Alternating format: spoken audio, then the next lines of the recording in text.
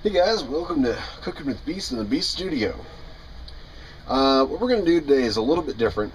I did a video on the P90X and I got some comments that, well, they wanted to see what I was talking about. And in my diet that I'm doing, I wouldn't really call it a diet, but in my nutrition that I use, I'm not necessarily following a designed diet, but a lot of the things that I eat and that I cook with, I make. And when I said that, you know, I mentioned if they needed to, I could go into a little more detail. If you're on here. And one of the things is I try and make my own barbecue sauces. I try to make my own spaghetti sauces. I do have some in storage that you saw in the closet, and that's merely part of my long-term storage.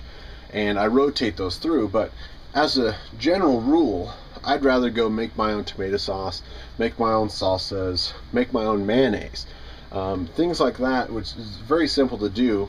I actually got a PM that wanted me to go over the mayonnaise one, and I did a video on the bread. I don't think I'm going to upload it. It really is super simple to make bread. That I just didn't like the video. I thought it was pretty boring. And there's going to be 100 other videos on YouTube for that. I'm actually making a double recipe because we're going to be making a blue cheese aioli later. We're using eggs from our garden, and I'm actually saving the egg whites. One of the easiest ways to make sure we're on here, easiest ways to separate is don't play around with the shell. Just put it in your hands, squeeze it between your fingers, and you can get the entire egg yolk separated from the egg white. To do the whole back and forth shell thing, you know, there's people have all sorts of tricks, but you know, get your hands dirty. You're making stuff. You're cooking. You know, a couple times between the fingers, pinch off the white, and you have a perfect yolk with no white. If you do it over a separate container, one, you'll enable that you don't get any shells into your mixing bowl. The second thing is you'll be able to save your egg whites for a later dish. Now, as I mentioned before, I don't really follow recipes. So I may modify this a little bit as we go. I'm going to try and make it as painless as possible for you guys. I'm going to set the eggs and the egg whites to the side. Since this is a double batch and I'm just using canola oil, you can use other oils, but you know, olive oils and stuff are going to be really rich for making mayonnaise. For one egg yolk, I would say a cup. You know, and we'll see at the end how I come out to see whether I'm even close on this. But I don't normally measure things, so we'll save this to the side. Now, one of the things, you're going to need a little bit of acid as a binder. And let me grab some other stuff and I'll be right back. Alright, we're back. Basically just taking a lemon, and I like using this thing except for the fact that these lemons are huge. Not sure what's going on with lemons right now, but they are enormous. So like I said, you're going to need a little bit of acid to help bind the fats together so they don't separate. We're not using this for measuring cup. We're using this to simply hold the liquid, and for me to help gauge how much lemon juice I'm putting in here. Let's say 1 tablespoon.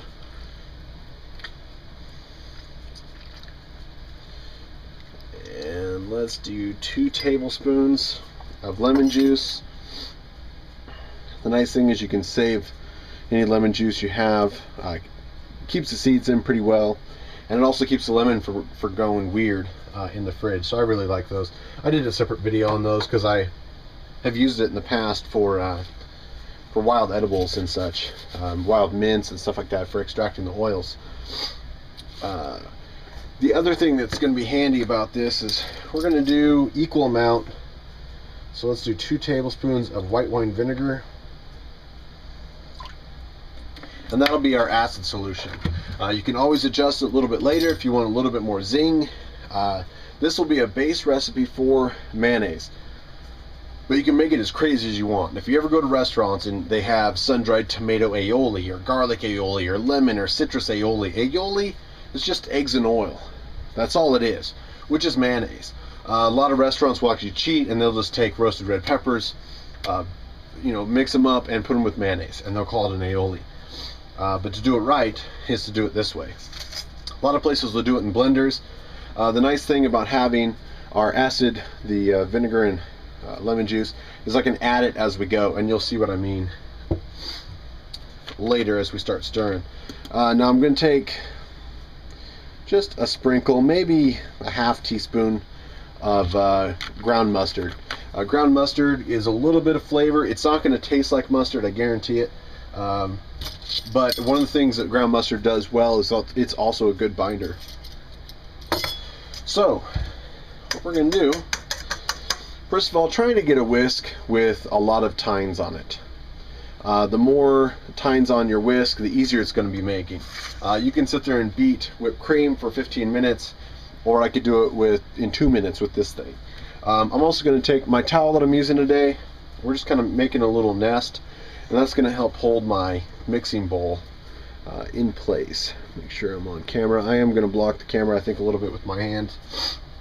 Now, as I start incorporating this oil, another thing to stabilize this mixing bowl is I'm going to wrap my pinky right around the edge as I slowly start drizzling this in. I stopped it here because I want to show you what we're kind of going to do. As you're emulsifying the oil, see how kind of thick that is? If you try to force more oil into that, it's going to separate. You're going to know because it's going to get really watery. And we're going to use this acid mixture that we have to thin it out. You're going to see it get a little bit more white, less eggy, and then continue on emulsifying your oil. And it's just a drizzle, just the tiniest drizzle. And if you need to stop and make sure that the sides and everything are getting thoroughly mixed, I pour right over, you can see, pour right over the whisk. And my towel's not staying in place here, but so that you guys can see it on there. It should remain thick. If for some reason it suddenly goes really thin and really watery, you've broken it. Which means you've added more oil too quickly, that the egg, the proteins in the egg and the acids couldn't hold it together. And it may happen to you. Now down the road you may want to do this in a blender. That's fine. The other thing to note with these small farm eggs that I'm using aren't going to be the same as store-bought large AA eggs. I don't think I'll be able to get both 2 cups in here. But I would say as a normal recipe that I've used before in the restaurants, on average I would say a cup of oil to 1 egg yolk. We're going to see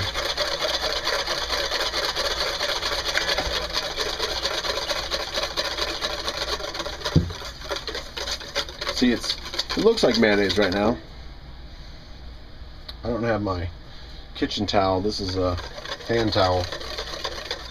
But like I said, you can use your pinky. Just make sure that your oil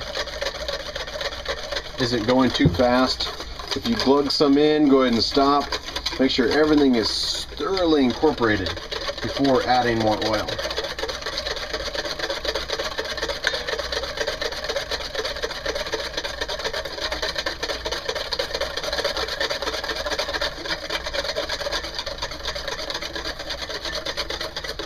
And again, if you start noticing it get real shiny and real thick, add a little bit of the acid mixture.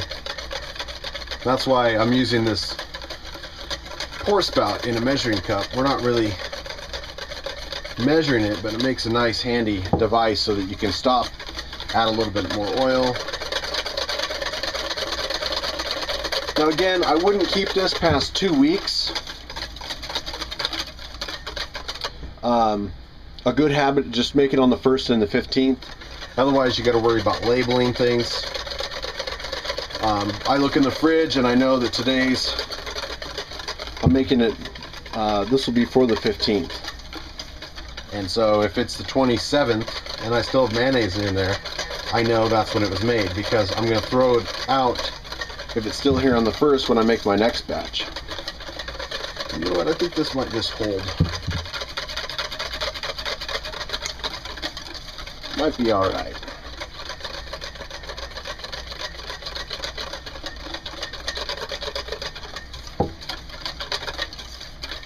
You can also gauge your thickness with that acid. Now you also notice I haven't added any salt or anything to this.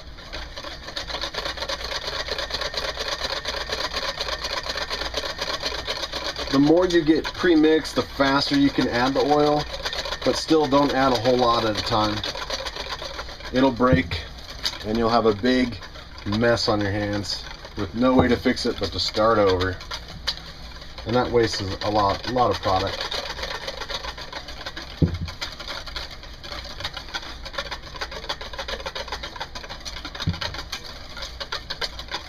Again, one of the things we're going to add is a little bit of salt at the end.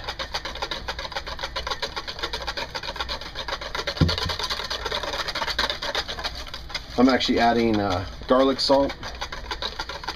So you can add toasted garlic, raw garlic, lemon zest, orange zest, cayenne.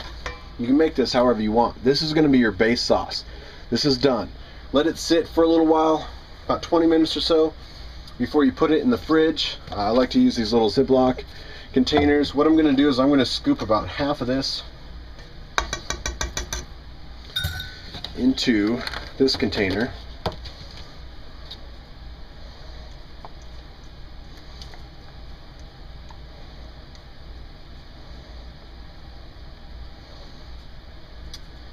And the other half, this will be the mayonnaise for sandwiches for this week. And the other half's going in this container, but first I'm going to add some of the garlic salt. This also has a little bit of parsley in it. This is just McCormick's, their little grinders on top. I love those things. Sea salt, whole garlic. Put some of that in there. I will add a little bit of salt in here, but I'm going to let this sit for about 20 minutes and set up before I salt it. And again, you can salt to taste. So we're going to take some blue cheese. And these are going to be for a blue cheese dip that I'm using with the fingerling potatoes. So that's pretty much it. Everything after here is make with your own imagination. Pretty easy dish, maybe 5 minutes total. 5 minutes every 2 weeks, and my family has mayonnaise that we know what's in it.